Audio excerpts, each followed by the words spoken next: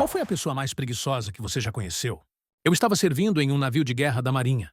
Estávamos no convés de comando, a ponte. O oficial de operações, Ops Officer, era um homem lendário por sua preguiça, eficiência. Ele era o tipo de cara que se esforçava muito para não ter que se esforçar. Ele estava sentado na cadeira do comandante. O capitão não estava lá. Com os pés para cima, comendo um bagel. O sol estava nascendo e começou a bater diretamente no rosto dele através das janelas da ponte.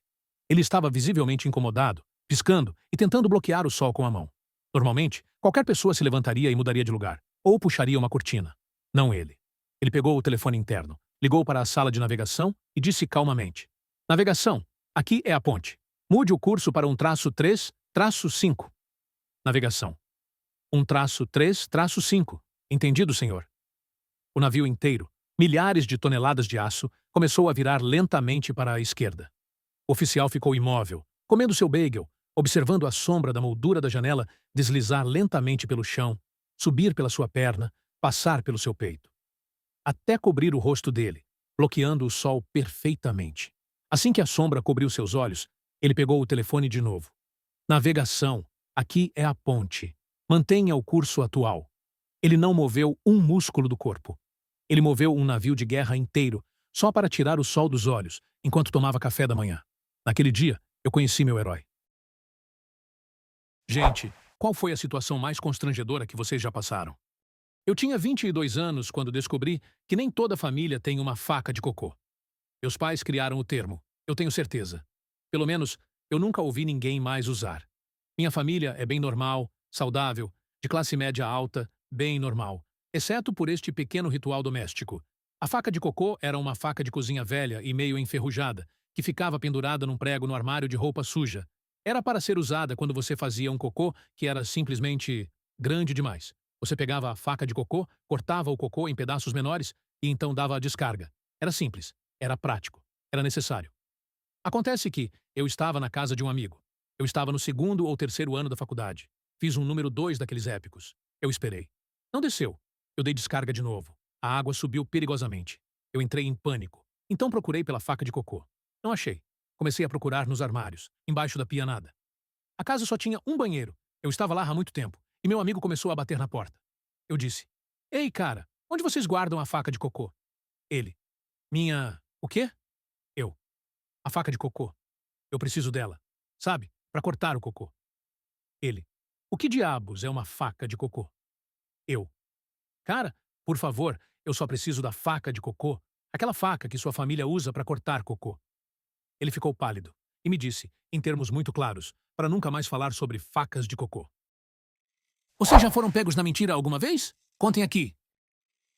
Isso foi há alguns anos, mas o constrangimento ainda é fresco.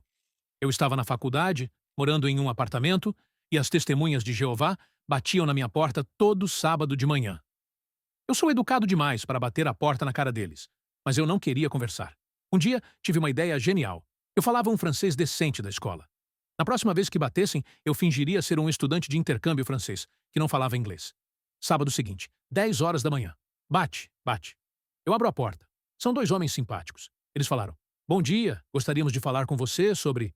Eu disse, com o meu melhor sotaque: Je suis désolé, je ne parle pas anglais. Isso significa: Sinto muito, eu não falo inglês. Eles parecem confusos. Ok. Desculpe incomodar. Eles vão embora. Sucesso. Eu sou um gênio. O sábado seguinte, 10 horas da manhã. Bate, bate. Eu abro a porta, pronto para dar meu show em francês. São os mesmos 2 homens. E uma mulher mais velha com eles, sorrindo. Um dos homens diz: Bom dia. Nós voltamos. Nós não falamos francês, mas nossa amiga, a senhora Dubois, morou em Paris por 20 anos. A senhora Dubois abre um sorriso de orelha a orelha e começa a falar comigo em um francês perfeito, super rápido. Eu não entendi uma palavra. O francês dela era fluente, parisiense. O meu era: Onde está a biblioteca? E eu gostaria de um croissant. Eu fiquei lá, paralisado. Eu, em pânico, em inglês quebrado, apontando para mim mesmo. Francês? Do Canadá? Ela mudou imediatamente para um francês quebequense, igualmente fluente e rápido. Eu estava encurralado. Meu plano infalível tinha falhado espetacularmente. Eu não tive escolha. Eu olhei para a senhora Dubois, olhei para os 2 homens, suspirei e disse no meu sotaque americano mais normal: Quer saber? Podem entrar. Me falem sobre Deus. Eu passei os 45 minutos seguintes ouvindo sobre a torre de vigia. Tudo porque eu fui esperto demais. Eles nunca mais voltaram, mas acho que foi porque eles provavelmente contaram a todos na igreja sobre o mentiroso quebequense que encontrou Jesus. Conte algum relato sobrenatural que você ou algum conhecido viveu. Quando eu morava com a minha avó, eu dividia a cama com ela. E a cama dava de frente para a porta do banheiro e para a porta do quarto, que ficava à direita da outra. Eu acordei no meio da madrugada. Normal. Minha avó não estava na cama. Quando eu olhei para o banheiro, ela estava lá na porta, no escuro, procurando alguma coisa. Eu chamei: "Vó, tá procurando o que a essa hora?" Ela olhou para mim, não disse nada e entrou no banheiro. Eu fiquei olhando sem entender nada. Eis que a porta do quarto abre e ela entra vindo da sala. Quarto, eu entendi menos ainda. Antigamente eu morava numa casa grande, varanda, 3 andares, vários quartos e tal. Tinha sótão e porão até. Bem, numa noite, quando eu estava dormindo no meu quarto, eu havia acordado na madrugada com uma sensação horrível. Parecia que tinha alguém me observando. O meu quarto era o mais isolado da casa. Ficava do outro lado do corredor, perto do banheiro, bem distante dos outros quartos. Eu não consegui dormir. Então, fui dormir no quarto de minha irmã. Outro dia, eu comecei a dividir o quarto com a minha irmã, porque eu fiquei traumatizado com aquela sensação. Mas não demorou muito, e eu e minha irmã começamos a dormir no quarto junto de meus pais. A gente ouvia passos vindo de cima, sussurros, era assustador. Enfim, outro dia de novo. Estava eu, minha irmã e minha mãe em casa, já no quarto, até que ouvimos barulho de um piano tocando. Havia um piano na casa, em um dos quartos, eu até toquei ele uma vez. Era alto e estava realmente sendo tocado. Eu lembro que a gente gritou e só saímos do quarto de manhã. Depois que saímos daquela casa, descobrimos que alguém tinha ido de link na bio, de arrasta pra cima. Morreu, lá no sótão.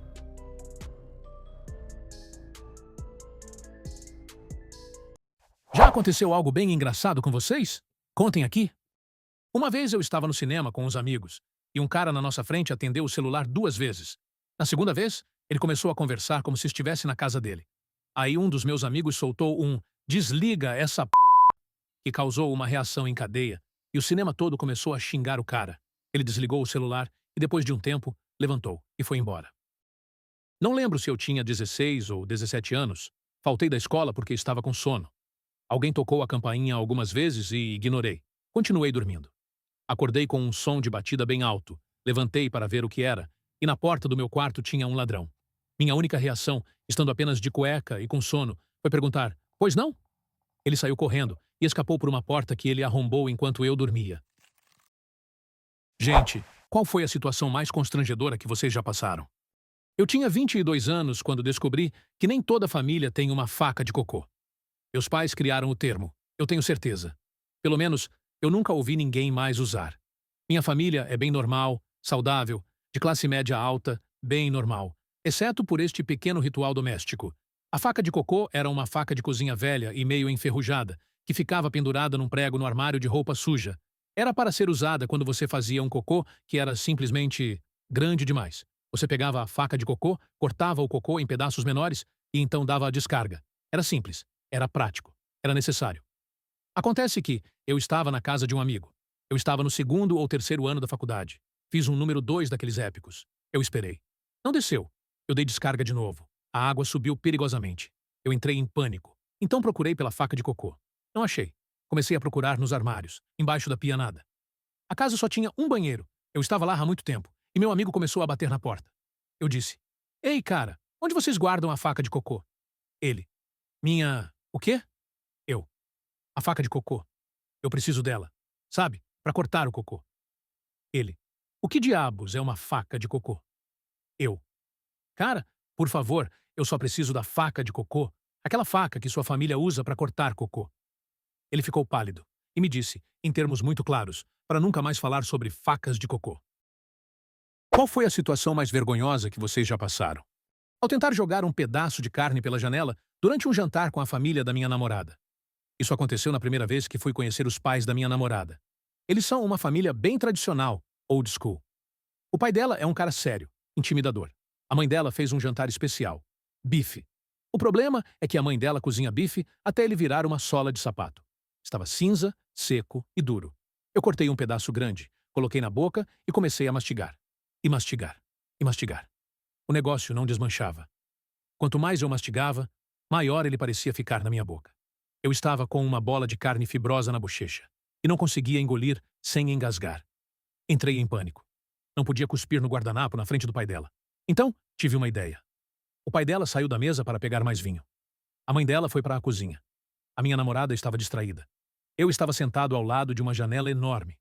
Percebi que ela estava aberta, ou assim eu pensei, porque a brisa não estava batendo, mas dava para ver o jardim escuro lá fora. Num movimento ninja, tirei o bife da boca e, com um movimento rápido do pulso, arremessei o pedaço de carne em direção à escuridão lá fora. O tifo. A janela não estava aberta. Era uma janela de vidro duplo, impecavelmente limpa. O bife voou da minha mão, viajou 30 centímetros e... plaft! Ele bateu no vidro com um som molhado e alto. E, como o bife estava coberto de saliva e gordura, ele não caiu. Ele grudou. Ficou lá. Um pedaço de carne mastigada, cinza, escorrendo lentamente pelo vidro limpo, bem na altura dos olhos. O pai dela voltou com o vinho. A mãe dela voltou da cozinha. Todo mundo sentou. Ninguém disse nada por uns 10 segundos. O silêncio era absoluto, exceto pelo som do bife escorregando milímetro por milímetro no vidro. Squeak. O pai dela olhou para o bife. Olhou para mim. Olhou para o bife de novo. Eu queria morrer. Eu queria evaporar. Ele finalmente disse: "A carne estava ruim, filho?" Nós nunca mais falamos sobre isso. Eu terminei com a garota meses depois, mas tenho certeza de que a marca de gordura ainda está naquela janela.